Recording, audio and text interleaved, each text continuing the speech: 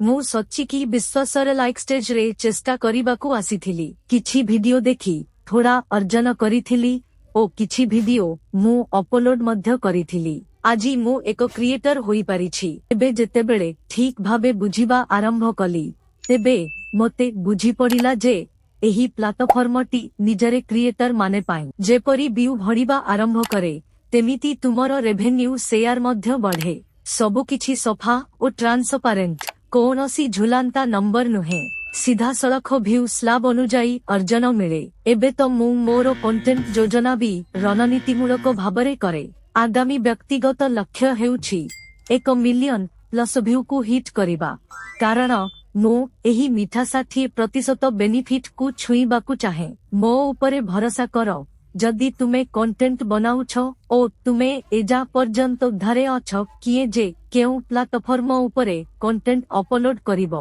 तेबे like stage हेउछि तुम पाई सर्वश्रेष्ठ विकल्प।